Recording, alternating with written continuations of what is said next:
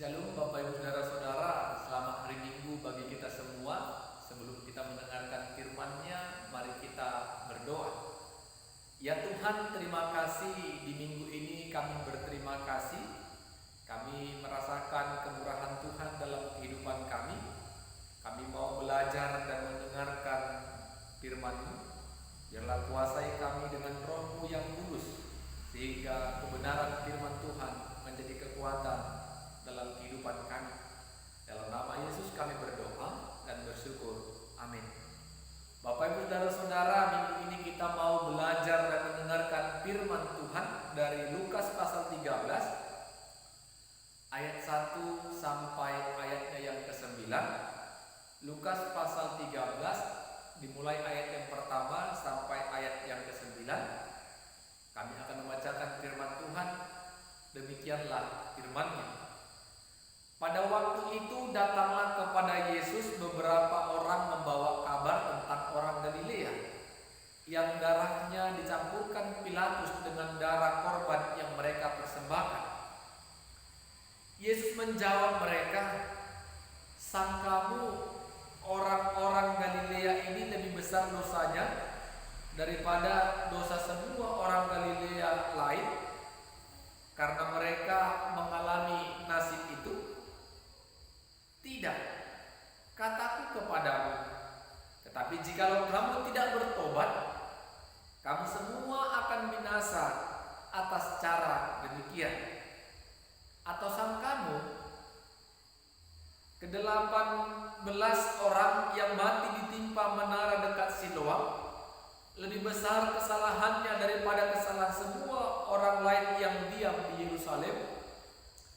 Tidak, kataku kepadamu, tetapi jikalau kamu tidak bertobat, kamu semua akan binasa atas cara demikian." Lalu Yesus mengatakan perumpamaan ini. Seorang mempunyai pohon ara yang tumbuh di kebun anggurnya, dan ia datang untuk mencari buah pada pohon itu, tetapi ia tidak menemukannya. Lalu ia berkata kepada pengurus kebun anggur itu, "Sudah 3 tahun aku datang mencari buah pada pohon ara ini, dan aku tidak menemukannya. Tebanglah pohon ini. Untuk apa ia hidup di tanah ini dengan percuma?" Jawab orang itu, "Tuhan, biarkanlah dia tumbuh tahun ini lagi. Aku akan mencangkul tanah sekelilingnya dan memberi pupuk kepadanya. Mungkin tahun depan ia berbuah. Jika tidak, tebanglah dia." Amin. Bapak Ibu Saudara-saudara, firman Tuhan pada minggu ini dengan tema bertobat supaya tidak binasa. Bertobat supaya tidak binasa. Bapak Ibu Saudara-saudara yang diberkati Tuhan, sering orang mengatakan ketika seseorang mengalami musibah, mengalami kematian yang tidak masuk akal, contoh kecelakaan, contoh dilanggar sepeda motor atau dilanggar bus, itu isu sangat terdengar. Mati pun dia itu karena dosanya. Ini yang membuat prinsip dan perspektif itu salah. Seolah-olah manusia mati karena dosanya. Bapak Ibu Saudara-saudara, sering kita menjadi hakim atas kematian orang lain. Ketika orang mengalami musibah yang sangat besar dan menimpa keluarganya beberapa keturunan, kita mengatakan itu karena dosanya. Ketika kita mengatakan itu karena dosanya, seolah-olah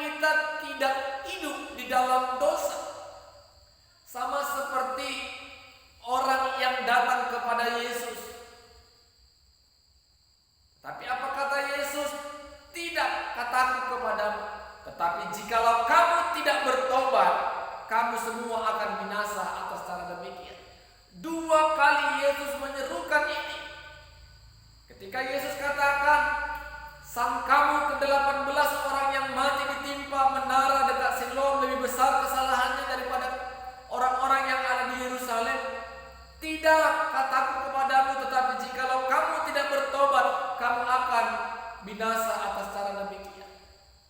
Jadi Bapak Ibu saudara-saudara yang diberkati oleh Tuhan, ketika kita mengalami kematian yang mungkin di luar akal manusia, itu bukan karena dosa kita, tetapi cara Tuhan memanggil umatnya untuk datang kepada Sang Pemilik hidup.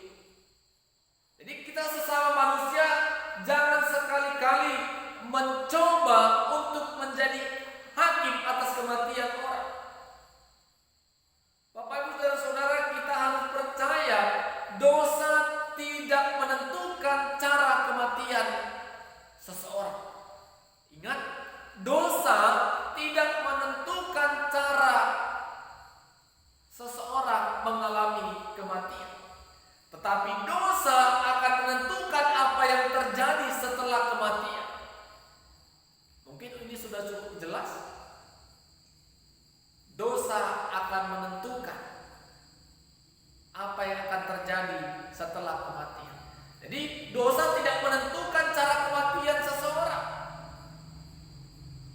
Apakah orang yang mati itu semua karena dosanya? Bukan. Tetapi dosa akan menentukan apa yang terjadi setelah kematian. Jadi Bapak Ibu saudara-saudara,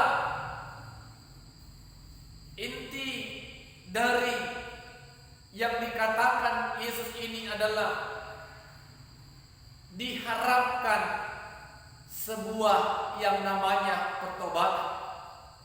Kalau kita mengalami dan melakukan yang namanya pertobatan, Bapak Ibu saudara-saudara, kita tidak akan binasa. Yesus melanjutkan dengan sebuah perumpamaan tentang pohon ara yang tidak berbuah. Ketika pemilik kebun pohon ara datang ke kebunnya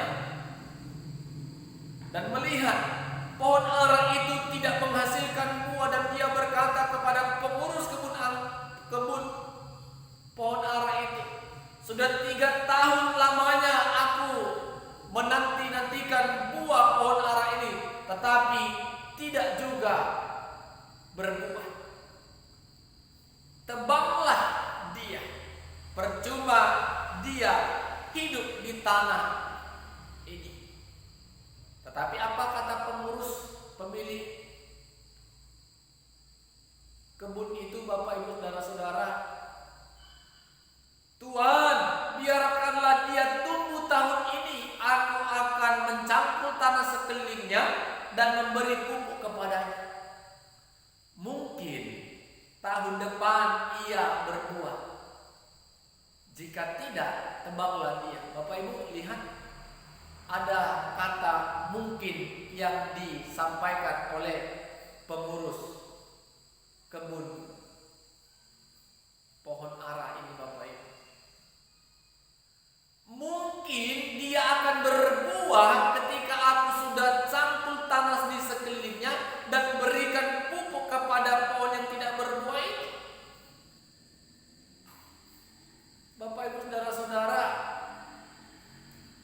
Tuhan berikan kesempatan bagi kita untuk mengalami perubahan, untuk bertobat, untuk tidak lagi melakukan hal-hal yang tidak berkenan di hadapan Tuhan.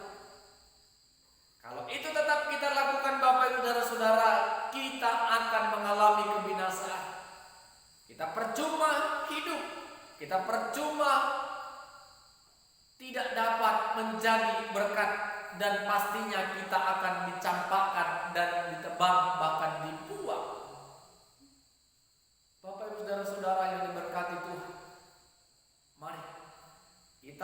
mengoreksi diri kita masing-masing. Sudahkah hidupku berkenan di hadapan Tuhan? Jangan kita menghakimi orang lain dengan mengatakan dia banyak dosanya, dia adalah orang berdosa. Kita juga bisa melakukan apa yang dilakukan orang lain kalau kita tidak dapat menguasai diri. Kita juga bisa merasakan apa yang dialami, yang dirasakan oleh orang lain ketika hidup kita tidak berkenan di hadapan Tuhan. Jadi jangan merasa Bapak Ibu saudara-saudara hidup kita lebih baik dan lebih sempurna dibandingkan orang-orang yang mengalami persoalan, orang-orang yang mengalami kematian, kesusahan dan musibah. Bukan hidup kita lebih baik, tetapi Tuhan berikan kesempatan bagi kita untuk mengalami perubahan. Amin, kita berdoa. Bapak dalam Yesus, terima kasih buat kesempatan yang Tuhan berikan kepada kami. Kami diajari untuk menjadi pribadi yang tetap melakukan dan menikmati kesempatan-kesempatan yang Tuhan berikan atas hidup kami. Ajari kami Tuhan untuk tidak menjadi hakim atas sesama kami, sehingga kami dapat mengoreksi diri kami masing-masing untuk hidup berkenan di hadapan-Mu. Dalam nama Yesus kami berdoa dan bersyukur. Amin. Shalom.